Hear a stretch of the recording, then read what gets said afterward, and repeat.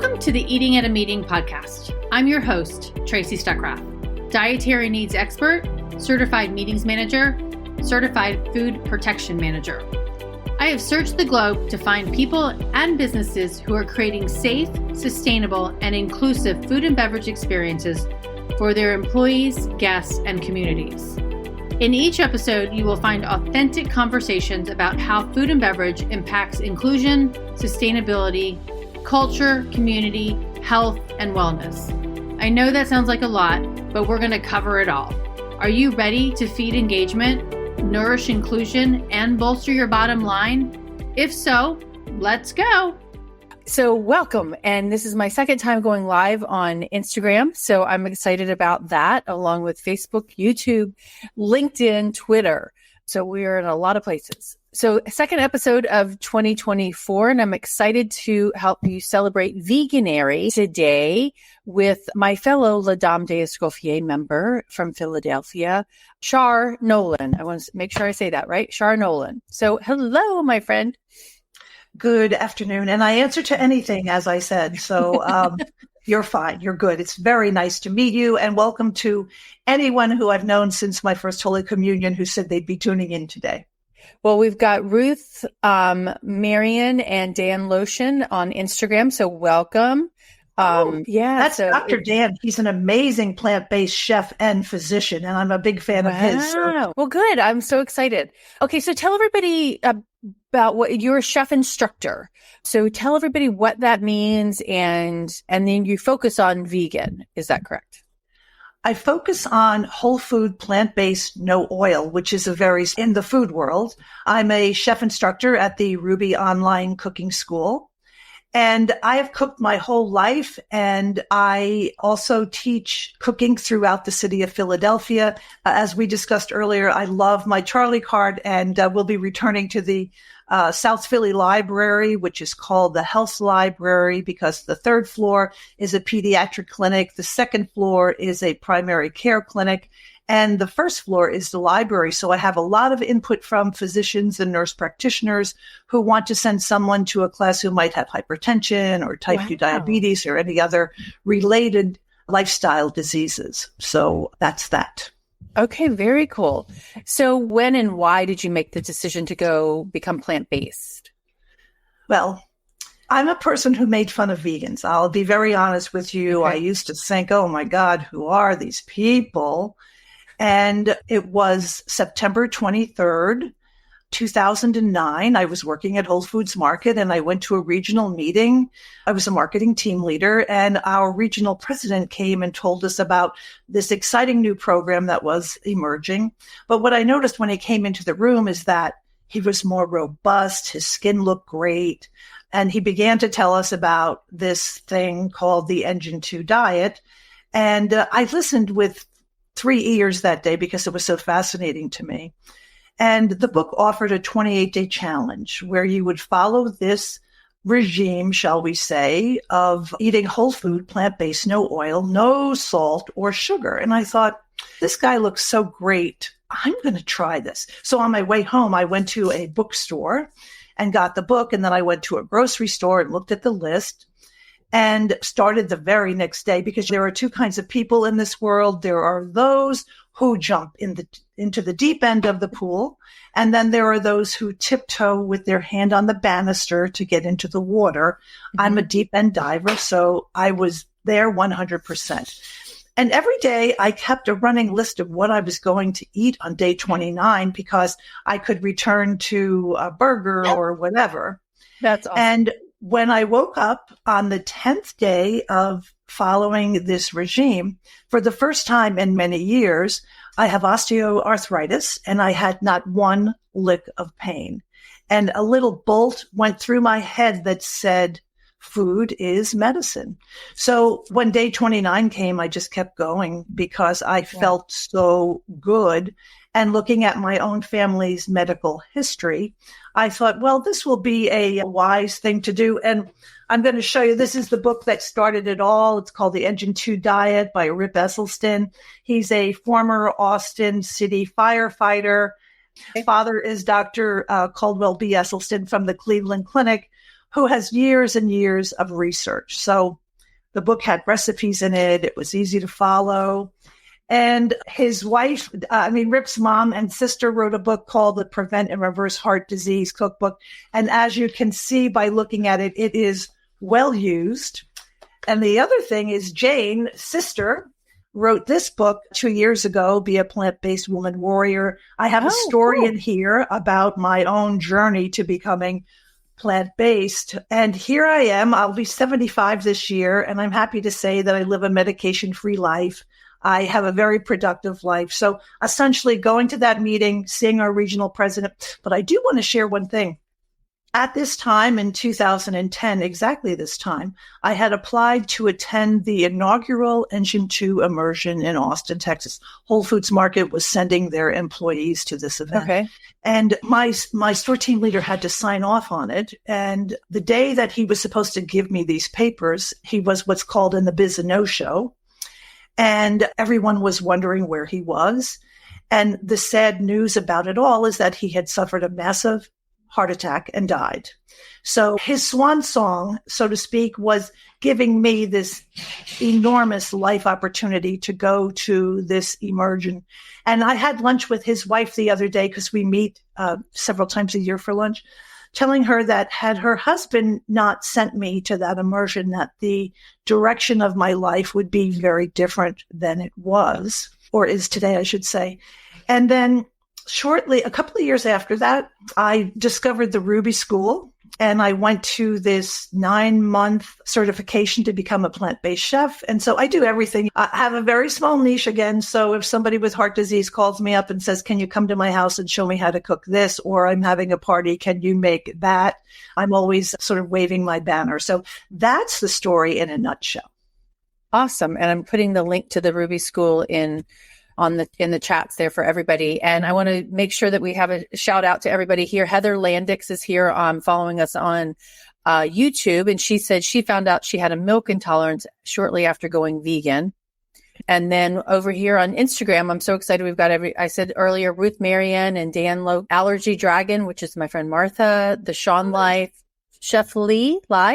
Yeah. So, and then I can't, Amame Mackey. Is that right? Oh, Amy Mackey. Amy yeah, okay. Mackey is a champion at formerly called Engine 2, now called Plant Strong. We've worked together for many years, and she is foundation under so many programs at Plant Strong. Proud to call her a friend, and awesome. Her recipes are outrageous. Okay, awesome. Well, good to. I'm glad you're here. And then we just had Artfully Plant-Based join, and Women Who Brunch just joined. So wow, we've got a lot of people on Instagram. I'm excited that this is my second time going live on Instagram, so it helps. Okay, so let me just say that Artfully Plant-Based has a triple crown from Ruby. She went to the Plant Pro course, she did the dessert course, and now she's in the Blue Zones course. So we love her work because in real life, she's also an artist, and her food reflects that artistry. So make sure everyone is following her on Instagram. She's really good. Okay. And by the way, Dr. Dan, I loved your hors d'oeuvres from yesterday. They look delicious. That's awesome. And the Sean Live just said, you're such a huge fan. Everybody's a fan of you as well. So, hello, Shawnee. Yes. Okay, so let's talk plant-based. So a couple of questions that I had, I'm not going to get into the meeting side of it yet. What tips do you have for people because it's Veganuary, and this is the month to try out going vegan. What tips do you have for people who are considering a plant-based diet for the first time, and or for those people who are already vegan and really want to enrich their vegan lifestyle? That's such a wonderful question. And I always say, do what you know and do what feels most familiar for you. If you had a Big Mac for dinner last night, eating buckwheat might not be what you want to start off with.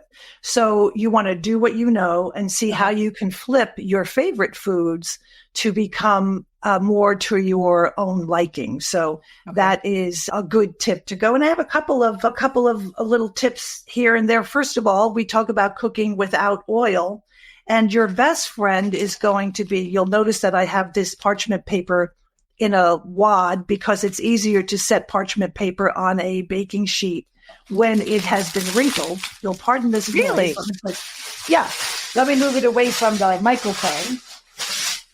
You can model it much better. You don't see it curling right now. So into that wad. And then the other thing not related to oil is that you can read parchment paper by simply flipping it over and saving it for the next time. So when we're talking about carbon footprints or economy and other things like that.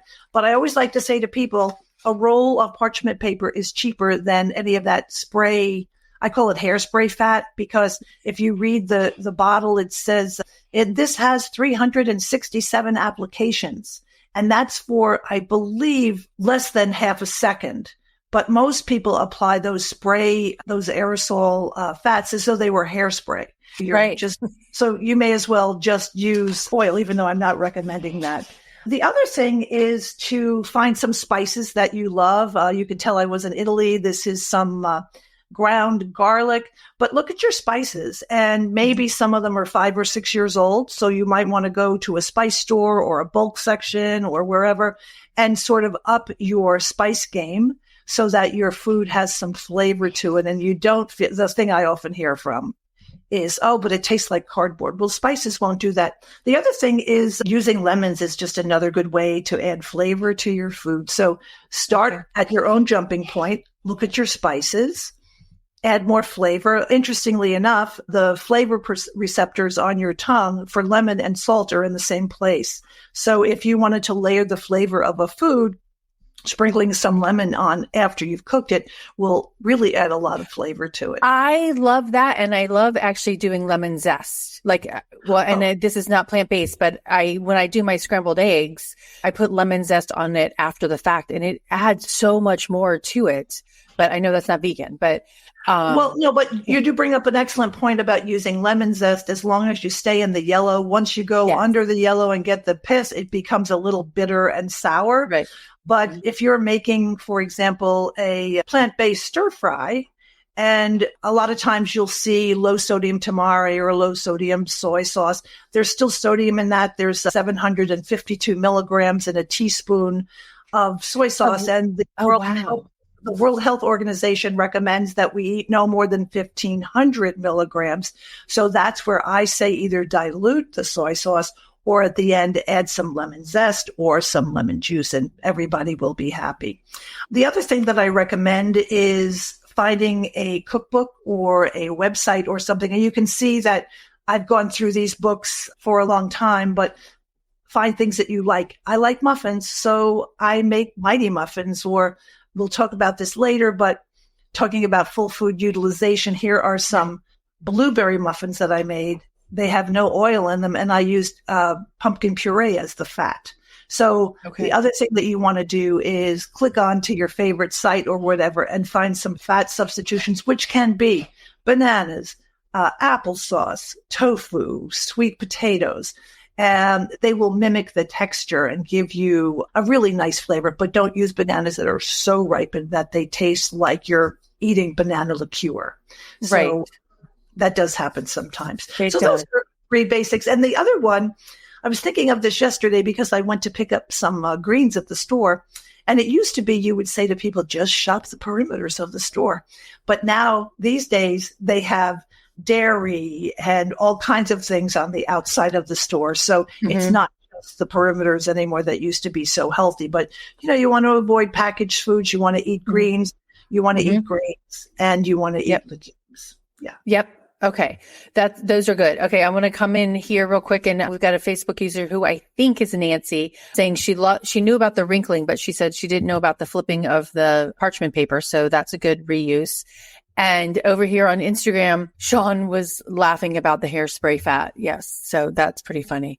And Ruth loved your parchment paper flip thing as well. So now, and I've learned to shop the perimeter of the thing, but you're right. And that is the pizza aisle now and I'm going through my grocery store, and it's the dairy aisle and the cheese and everything all the way around. And then that's the meat, and it's just not, it's not just the vegetables in the front right corner anymore. So it isn't. Yeah. And you bring up another good point, because nowadays in the cheese departments of many grocery stores, you're going to find an abundance of plant-based cheeses, usually spelled with a Z. And my thought about them is that most of them are nut-based, so that if you have to avoid nuts for allergies or whatever, it's so easy to make your own. And for example, I make a cheese from garbanzo beans because it has that texture that you're looking for and the way that you flavor the dish. And then the way that it sets will give you a nice consistency of a soft yellow cheese or whatever you decide to make. So I say to avoid them for a couple of reasons. One, they're very expensive and they usually have added oils to them. And if you're avoiding oils, that's probably not the way that you go. So move on goes. So anyway. Well, and I've made my own ricotta with cashews, right? And in my Vitamix and put it in a vegetable lasagna and nobody knew the difference. I mean, but you do need to, like you said, you do need to disclose, hey, this does contain nuts because now you're replacing something that they wouldn't necessarily know. And I'm a big proponent of making sure everybody knows what they're eating and safely as well. You and I had a conversation via email beforehand because I told you I was going to ask you this question about how is the plant-based diet cost effective? And really when I'm talking, I want to talk about it at home, but I also want to talk about it in meetings because I told you that there was an event that I produced, or I didn't produce it, I worked on it. And the vegan dish breakfast was $60 and the regular breakfast was $30. So how, you don't have to hold your tongue back on and let me know what was I being charged for, right? And they did use seitan, I know that. But how can we make it more cost effective, especially in the meetings realm?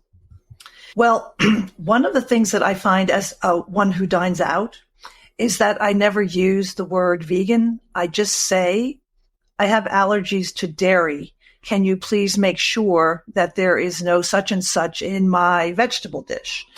And last week, my husband and I went out for lunch and I said that, and my sandwich, my half a sandwich came out with the salad, and there was a big red toothpick in the middle of the sandwich that said allergies. And then there was another toothpick that said dairy. And I find that, to answer your seitan question, if you buy pre-made seitan, commercially, it's very expensive.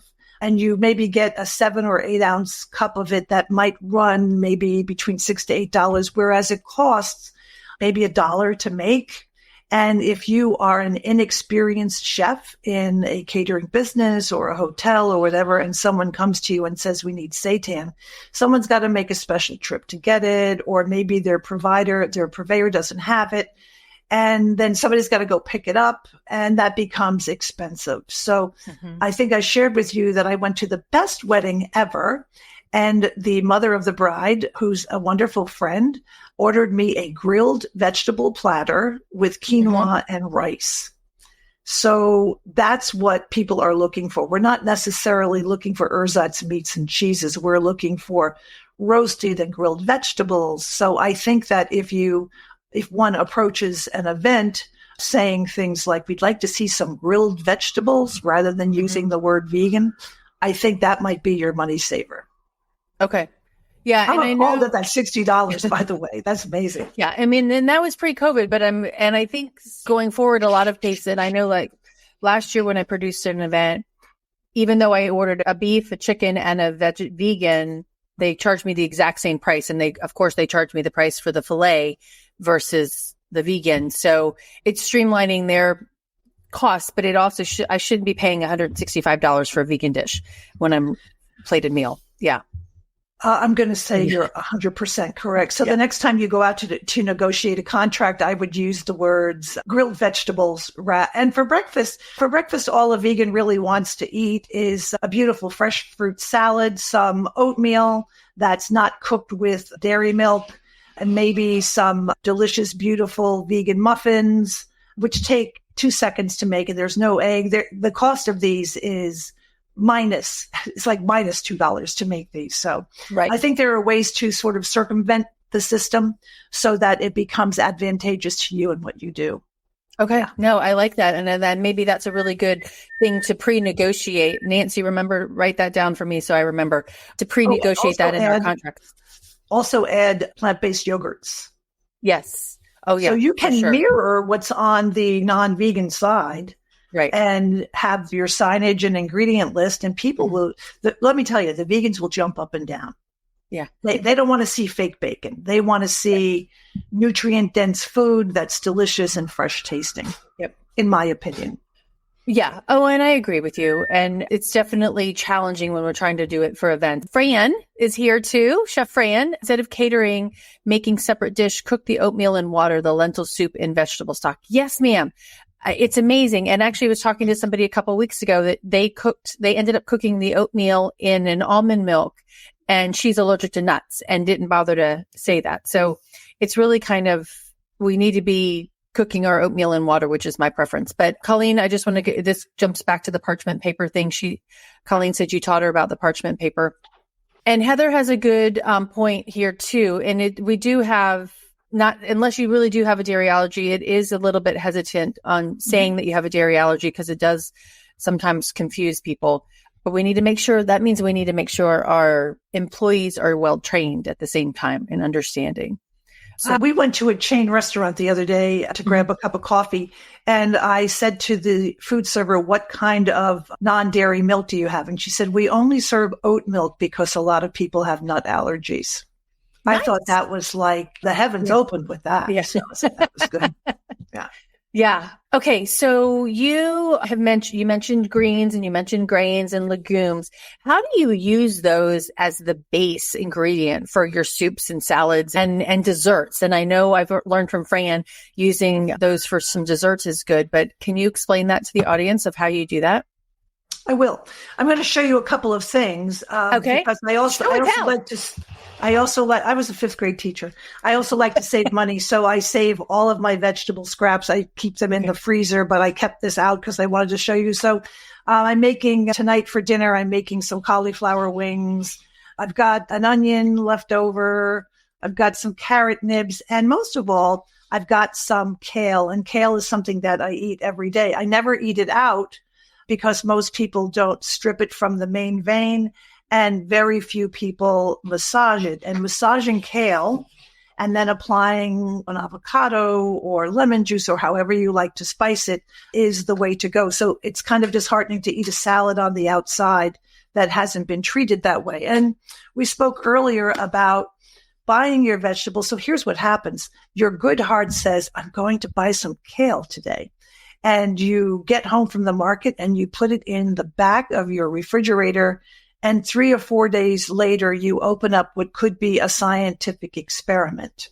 So with that said, I say to come home, to strip the kale from its main vein, and then chop it up by hand and just keep it in your fridge in an airtight container, and it will last you for a really long time. So whether you chop it up and put it into your lentil soup that's been made with that stock that we mentioned, or you add it massaged to a salad, or you saute it in, again, that stock that you've made. So I personally am a person who loves beans. So I think loving beans is a big part of the solution. I like to make my own veggie burgers from scratch and put them into the freezer and then just pop them out when I want one to eat. And again, a homemade veggie burger might cost you 50 cents per burger to make, whereas in the grocery store, I think they're prohibitively expensive, loaded with salt, also loaded with oils. However, if you don't have time to make your own burgers, then that's a much better option than eating a juicy burger from wherever the place. So I like pasta. I think I shared with you earlier, I spent a week at a culinary mainstay in Mola di Bari in Italy. And it's the area where my grandparents are from. So I grew up eating a lot of lentils and a lot of pasta. So I will make a pasta dish and then throw in some of that kale. And then I season it with my very own version of a Parmesan Reggiano. This is nutritional yeast, which is sort of like a mainstay in every vegan or plant-based person's kitchen. It's loaded with vitamin B12, and it only has about 20 milligrams of sodium in it. And then what I do is I add about a tablespoon of walnuts to it, and then I get this really delicious, it's so good, delicious cheese, and I add garlic powder to it. I don't add salt. Some people want to add salt. So it's about adding flavors that are natural and delicious that I like. So a nice soup, a nice big bulky soup would be, it would have lots of vegetables in it. It would have a homemade stock. And then at the end, I might add some cooked pasta because I like to bulk cook. So it's really easy to cook a pound of pasta and keep it in the fridge and then just take out what you need because sometimes you're running late or whatever. But the thing to think about is how can you flip or convert your favorite conventional recipe? And that's where I call it challenge and pride because it's a challenge, but once you can learn to do that or teach yourself to do that, you feel so great about that. So head to a coffee shop and say, oh, I'm going to eat that bran muffin, but it's going to have about 25 grams of fat in it. And it's going to be about 400 or 500 calories. Whereas back to these little muffins that are made with oat flour and pumpkin and blueberries that almost went south, but I didn't want to put them out. And they're really delicious. So I don't feel bad having 4 of those for breakfast. I mean, they're that little, but it's like having a bowl of oatmeal. So do what you know. And I also tell people that this is not something to be intimidated by because you will feel so great. If a long-term plant-based life might not be what you're interested in, look into the Meatless Monday program, which provides a plethora of wonderful ideas and recipes and camaraderie. And it's just one day a week, but that one day a week will be helpful to you and the environment and animals as well. Awesome. Very cool. Dan said he's got cauliflower wings in the oven right now. Oh, well, Dan doesn't live too far from me, so we could need to run over there for lunch. We need to have a wing off tonight. And then Heather said, she did say she just popped off, but she said, yeah, kale stinks. So nice storage tip on that kale. But this one person said, who I think it is Nancy, massaging kale. So can you explain that to people? How about if I show you? How about that would be great. Yeah, show and tell. It's great. So we all have different massaging techniques. I learned this from Ann Esselstyn, who is Rip Esselstyn's mother, who's written a million cookbooks. So first I'm going to show you that you can see this color. See how that green is that? Right. So I take a big handful in my big hand. So I'm going to rip this and then you crunkle it up. You can hear that noise. Yep. And then you massage it. But I'm going to show you the magic because Shanae is looking at this because she remembers this assignment from being a Ruby student. First of all, you can see that there's now some chlorophyll on my hands, which lets me know that I've broken down the chlorophyll on the leaf, which is going to be more receptive to flavors. And then look at how much better. Wouldn't you want to eat this wouldn't you want to eat that in a salad? It's easier to chew. It's more receptive to flavors. You don't need to do it if you're cooking kale because it cooks similarly to spinach, but the flavor, whatever you do with this, whether you have just lemon or you've got hummus. I like to use hummus as a salad dressing. You take a couple of tablespoons and put a little water or vinegar or lemon juice and put it in your little NutriBullet, whatever this thing is called. And you have a nice creamy dressing that doesn't take a long time to make and doesn't cost an arm and a leg. Sean was like screaming, yes, that sounds so good. Now, and I've seen it done and I've seen recipes online that says massage it with oil because to make it, but that's the way to do it without any of that oil. And it still brings out those flavors. You get a better massage without the oil, to be honest with you, because the oil acts as a layer. So when you're trying to massage that kale and bring out the chlorophyll, which is always my goal, it doesn't give you the same breakdown. So that's just my tip. And I know that Chef Fran Costigan is here and she labels herself as the pastry queen or dessert queen or whatever, but she's really the kale queen because if you follow her, she has kale on her feed every single day. And I think we had a 20-minute discussion yesterday about kale that we recently purchased. And I do want to share one thing. Depending where you shop, it might, right now, a grocery store has 2 for $4 for organic kale, which is wonderful. A conventional grocery store where I shop has organic kale by the pound. So that big, gigantic bunch of kale was $1.17. Wow. If your kale is sold by the pound, it's a wise investment. Yeah, that's a great idea. You've inspired Ruth to go buy some kale today. And Sean says I love the hummus dress as a dressing as well and agrees with you. No oil on that. So I love that because you're not adding that extra calories to it. And you're not actually adding that oil to it. So cool. Go ahead. I just want to say one thing about oil to sort of put things in perspective. So a tablespoon of oil has 9 grams of fat in it. Okay. Now you can go to your favorite cooking store in Philadelphia. It would be Fonte's on 9th Street. And you could buy an aerosol spray that you add your own oil to. But here's the thing. 1 spray equals a gram of fat. So if you do 9 squeezes of that, you have the equivalent of a tablespoon of oil. So my question is, you have to be really aware about using substitutes. Like we talked earlier about soy sauce. Now we're talking a little bit about oil, but naked kale massaged will give you the best result. Awesome. All right. Because you said soy sauce again, because I'm gluten-free. So I use the tamari. Is the tamari as salty as the soy sauce? 2 things. Now Kikkoman and all those other brands now have gluten-free soy sauce, which I think is very confusing.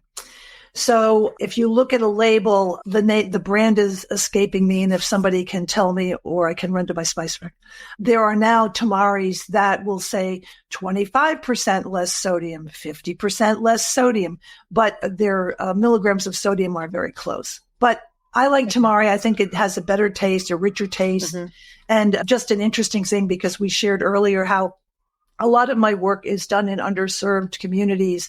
And there are many big box stores near underserved communities that have their own brand of soy sauce, and the first ingredient is sugar. So if you might be a type 2 diabetic and telling your doctor that you're using soy sauce instead of using salt or whatever, but that your blood sugars are a little bit crazy, and Dr. Dan, feel free to chime in on this, you really have to be a good label reader. So that's the one thing that I suggest that everyone do. Yeah. Okay. Awesome. All right. So because you mentioned it, so let's talk about your work in underserved communities. The Charlie Cart Project, you bring culinary education to communities. Can you tell us more about what that is? And I'm going to pipe in another question in there. Teaching them that, how has that changed? What changes have you seen in the... Well, it depends which specific community I'm in. So I will tell you that I've spent 2 summers creating a thing called the tasting station at an inner city working farm, and write out recipes on 5x7 cards that are printed beautifully, that are in a large font, that are written at maybe a 3rd grade level with a photo attached. So because many people are visual learners, but the recipe that we would be giving out for the week is what we would be serving that day at the tasting station. So I think examples work best. In one community where I work with the Charlie Cart, and I'm going to take a step back here and say the Charlie Cart is a 600-pound kitchen on wheels. It's 5 feet 1 inches long, and it's 24.5 inches wide. And it is actually a full working kitchen. It has a magnificent toaster oven, Breville, and it bakes. It's a convection oven. It does everything. It has a full set of Cuisinart pots and pans. It has a Vitamix. It has mixing bowls. It has every utensil you would want. It has a sink that if I fill the reservoirs up, I can use it. If I'm working outside, I will do that. And what I have learned is this: working at the South Philly Library, we, pre-COVID, and we're bringing this back in, we were able to get food donated from an organization so that what we made in class that day, we would then prepare a take-home kit so that people could make the same exact thing. So hands-on, doing it yourself, having a guest chef, one of the participants. I think that people learn best by example. And if you look at food insecurity and teaching people how to best utilize their dollar, they go home with this little kit, and then they'll send me a photo and say, oh, Chef Char, I made this or I made that, but I had to add a little salt because the flavor wasn't to my liking. I still think that's great. So there's the old expression that says progress is perfection. Right. Progress makes perfection, but progress is the perfection that you're really looking for. So making people aware, or something so simple like this, like making a fibery muffin and then having someone call you up the next day or text you and saying, "Oh, Chef Char, now I know what you mean about having to use more fiber in my diet because those were delicious and it worked." So it's just that kind of stuff. Yeah. No, that's awesome. And okay, so one thing, when I lived in Atlanta and we did some cooking classes for actually some of the school cafeteria workers, et cetera. But even when the farmers markets have you can go in and use your SNAP dollars. Thank you, SNAP dollars. But a lot of times a lot of those people don't have the equipment to use, they don't have a Breville toaster. So how do you teach them with the equipment that they have at home? I mean, I think that's one of the challenges too. Well, everyone has, I'm assuming most people have a stove and most people have a couple of pans. Mm-hmm. And I think that we spoke earlier about myself being somebody who jumps into the deep end, but I think baby steps work. So maybe moving away from using a frozen dinner that's easy to cook, maybe showing people how to take that and make that same meal. Everybody has an oven. So the Breville happens to be my on-site portable oven, and that's what we use. So the other thing is, I am somebody who likes to incentivize people. So whether it be a coupon, every time you come to class, you get a little coupon, and on week 4 or week 6 or week 8, you're eligible to win an air fryer. And I give them the choice that they could either win a Nana's machine, which makes ice cream, or they can win an air fryer, or they can win a little blender, and the air fryer always wins. And you would think that I was on The Price is Right or something like that, because they come to class. I have a very low attrition rate in my classes because A, they're hands-on, B, they're fun, and everybody gets to go home with the ingredients to make what the recipe was for the day. Yeah. That's awesome. Because then that gives them the hands-on. I just want to say one other thing. The breakdown in my brain is that I also teach in more affluent communities, and my brain really has to do a switch because there's a different mindset, a different expectation of what a chef is going to bring to a class, but everybody still goes home really happy learning to make avocado pudding or whatever. Right. Yeah. And I don't know why this just came to my brain, but I read a statistic, or I heard it, that there's more dollar stores in the U.S. than there are Walmarts, which is a little disconcerting when a lot of the dollar stores don't have those fresh vegetables and things like that. So we've also got to get them to places where they can buy fresh vegetables to do all of that.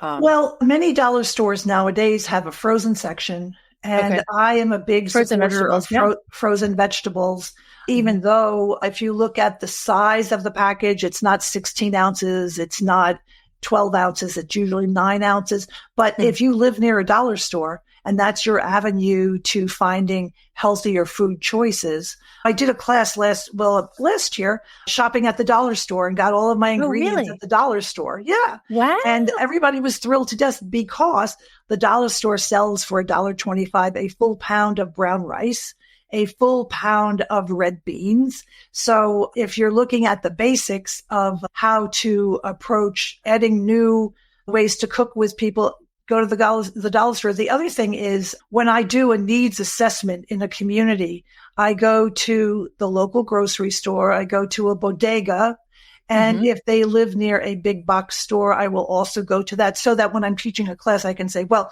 if you go to such and such, it's going to be in this aisle on the 4th shelf. And then they'll come back and say, oh, I went to the store. So it just, when you teach this way, you are dispelling the myth that being plant-based is expensive.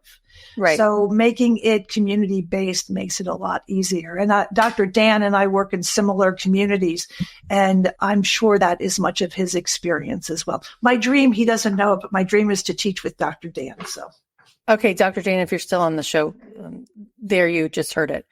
Well, and I think that's really important because not only did you did the research on where they are, right? So you learned a bit about them without them really knowing that you did that. And then you were able to explain to them, hey, I went to your shops and this is where I found this and this is where I found that. And I think that is that personalization that a lot of people need in any kind of class or any kind of lecture that they're going to, so that you spoke to them personally and that you understood where they were coming from. So that's very heartwarming. So thank you for doing that. Colleen has just piped in here that the world is a better place with you in it. Thank you for teaching us. Oh, Colleen is so sweet. And Dan just wrote a mutual dream come true. So, okay, you heard it on the Eating at a Meeting podcast that Char and Dan are going to cook together. So let us know when you're going to do that. And Amy said frozen mangoes at the Dollar Tree with 2 exclamation points. Amy's correct. They're excellent. Oh my gosh. They're really? Perfect. Yeah. Really? Okay. Awesome. Good to know. All right. I have so many more questions to ask you. Because this is also about eating at a meeting. So we talked about the price of vegan meals that I've worked with before, but how can meeting planners work with their chefs to integrate more plant-based options into their menus? I mean, because it's like, and even somebody the other day said they were trying to incorporate it and they're getting pushback from the attendees. And I won't reply back but by how many attendees? I'm like, if you've got a 500 person conference and you're only getting pushback from 5, then that's not a big percentage, right? But how can we incorporate them into our meeting menus without getting pushback? Well, the first thing that came to mind when I saw this question was, can a meeting planner create a suggested plant-based menu so that you arrive to the catering facility or wherever months in advance and say, we're going to have traditional conventional food, but I'm wondering how we can incorporate these. What is your best practice? One of the things I find is if you can make someone believe that it's their idea, bango, they'll be your best friend for life. So that would be one way. And then I think, just as my friend Maria did for her daughter's wedding, she said that she had 2 people who only ate vegetables. Can you make some grilled vegetables? And Maria was very funny. She said, and I told them, no pasta at the wedding, because pasta seems to be a vegan mainstay at a lot of weddings. It is. So, yes. Yeah. Well, and corporate meetings. Yes. Yes. But then you have the gluten-free people to think about. So it's not always a good thing. But the dish that I had, brown rice and quinoa, and who doesn't love quinoa, contains all 9 essential amino acids. It's the perfect protein and it's not expensive. So there you go. Right. So maybe making up a menu would be a good idea. Okay. All right. That's a good idea. I mean, and give them some options. Say, hey, I want to do this. And definitely, and I think asking the questions up front, what is your skill set in this? And let me see some examples. One more question and then my standard question. Do you have any last minute tips that you can give for people, chefs and home cooks, on going whole food plant-based? Well, again, identifying a book that will work for you, so that every time I buy a cookbook, I find 5 recipes in it that I want to try. And then I do 1 recipe a day so that I can find something that I like. Not to be intimidated, to do a search on Google, vegan foods, or how to convert to being a full-time vegan and a part-time vegan or whatever. The veganism diagram is people who eat plants for their health, for the environment, and for the animals. And then also when you think about food sustainability and other things like that. So anyway. Okay. That would be my suggestion. Do what you know and do what feels best for you. I'm not a person who likes to eat fake food. I wouldn't eat like fake fish sticks, but some people miss the texture and the aroma and the flavor of those foods. If that makes you happy, then you do that. Right. Okay. Yeah. It's a compromise. And depending on how much time you have in the day to get some things done too, right? That might make it easier for you to convert. Well, yeah. On a personal, for a home cook, being a batch cooker is a really time-saving thing. You batch cook your bag of potatoes, your sweet potatoes. You get out your rice cooker and you make rice for the week or whatever. Put it in the freezer. I batch cook beans because who has 2 hours to cook beans? No one. So, and I also love a crock pot. A crock pot is great for cooking beans and making lentil chili and all kinds of other delicious dishes. So it's a really good point. Yeah. Crock pots are like decades worth of home cooking dreams come true, right? Yeah. Exactly. And now the what's that called? The air fryer. Air fryer. Thank you. We don't have one in our house. So, okay. So the question that I ask everybody at the end of the show is based on everything that I believe in with this show is, what does a safe, sustainable, and inclusive food and beverage experience look like to you? Well, the first thing is that as a goer to events is not to take the inventory of what's not there that you like. In other words, if I do that, it gives me a really negative attitude. So I look for the positives of finding a food server who just gets it, enjoying my company, and seeing foods that I can make work. So it might be this, there might be a buffet and it might have one plant-based dish, but I see through the corner of my eye that there's a garnish of tomatoes or whatever.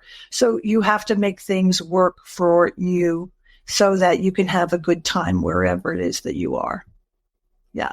And I will also tell you, I wrote a thank you note to the event planner at the hotel we went to for this wedding, just saying, thank you so much for accommodating my meal choices at this wedding. It was so nice of you. I really appreciate it. Best wishes. I'll make sure to tell my vegan friends. So I think we have to reward positive behavior, especially in the food industry, which I think is so underrated and underappreciated. Yeah. Oh, I wholeheartedly agree. Yeah. Yeah. Those servers and cooks, front of the house and the back of the house, work really hard to feed us. I did want to say one more thing. Yeah. And if anybody, it's not a plug, but how I love full food utilization and extending food and making it work and decreasing waste and things like that. The James Beard Foundation has a program called Waste Not, which is free on Ruby. And it teaches you so much about sustainability and communication between the front of the house and the back of the house, and resourcing foods and taking vegetable scraps or fruit scraps, for example, and making a tea or making desserts or other things like that. I took this course and it probably had one of the biggest impacts I've ever had in my life in terms of managing my own home kitchen and how I teach. Really? Okay. Well, and I just went and found it online. So I'm going to post it into all the comments on Instagram and on Facebook and such like that. So everybody, that's interesting. I didn't know that. So I will take that class myself. That sounds It's also a good thing to share with other DOMs, because I think that as we all look to more cost-effective ways to feed people and also educate people, that the course was, for me personally, life-changing, and I had so much fun in it. So I also wanted to give a shout-out to Dom Kathy Gold, who was the person who nominated not just me, but Fran Costigan and Chef Alice Leung. We were, I think, the first 3 vegans to join the Philadelphia chapter of Les Dames. And Kathy doesn't know it, but she opened so many doors for all of us. And I'll always be very grateful and appreciative to her. That's so sweet. Yeah. I know her from Instagram or from all of our Zoom calls and things like that, but had got the opportunity to actually chat with her at the conference back in October. So I'm excited that she's taking the helm of the organization internationally, and can't wait to see what we're going to do all year long. So, and Fran is giving you 5 hearts, and Kathy gave you 3 hearts, and Artfully Plant gave you 3 claps, and Primary Plant-Based said, thanks for sharing your tremendous wealth of knowledge. I can't show the comments from Instagram onto the screen here, so I have to read them out. But everybody, thank you so much for being here. And Char, thank you so much. I would love to take classes from you. You're easy to listen to and you've a wealth of knowledge. So thank you so much. Well, you're very kind. I was very impressed with how organized you were and how you laid everything out and made it so easy for me to technologically jump on this event with you today. So thank you so much. Thanks to my friends and colleagues who may have tuned in today. It means the world to me. And if you want to become vegan, go with desserts first, because desserts are the easiest thing. It's like that Louise Hay expression. Well, it's like that Louise Hay expression, life is uncertain, eat desserts first. So if your life is uncertain and you want to go vegan, eat Fran's desserts first. That would be my plug. Well, and I'm going to go in later, and Fran, I'm going to find the interview that I did with Fran, and I think it was 2 or 3 years ago, Fran. We need to get you back on here to talk about desserts. And I'll put the plug in here. I'll put the link into her session. I'm curious though. I'm looking on the Ruby website. How do I do a search for that class? Because what I did is I found the book on James Beard, not the class. Just type in your search engine, just type in Ruby Waste Not, and it will take you directly to that link. Okay. And I'm going to make sure that we get that link in here for everybody. Thank you everyone for tuning in. I'm so excited. I'm so excited to actually add Instagram as a live feed for my show. And we'll be doing that going forward. For any of you who don't know about Eating at a Meeting, I actually need to change my sign. Eating at a Meeting is a live every week on Wednesdays at 12 o'clock. And I talk about all things safe, sustainable, and inclusive about eating at a meeting. So please subscribe on your favorite podcast platform and then come and watch the live broadcast on Wednesdays. And January is Veganuary, but it's also Dry January. So next Wednesday, I'm talking about Dry January, and I've got Kate and Jen from the Zero Proof Collective out of Minneapolis to talk to us about what to drink this month and past that if you want to not drink alcohol anymore. So Fran says to you, Char, so sweet of you, but true. Chocolate pudding brings people over. I love to come back. So I will shoot you an email, Fran. And Kathy Gold said, great conversation. Thank you. Thanks, everybody. And I appreciate it. Until next time, everybody stay safe and eat well. Thanks for listening to the Eating at a Meeting podcast, where every meal matters. I'm Tracy Stuckrath, your food and beverage inclusion expert. Call me and let's get started right now on creating safe and inclusive food and beverage experiences for your customers, your employees, and your communities. Share the podcast with your friends and colleagues at our Eating at a Meeting Facebook page and on all podcast platforms. To learn more about me and receive valuable information, go to tracystuckrath.com. And if you'd like more information on how to feed engagement, nourish inclusion, and bolster your bottom line, then visit eatingatameeting.com.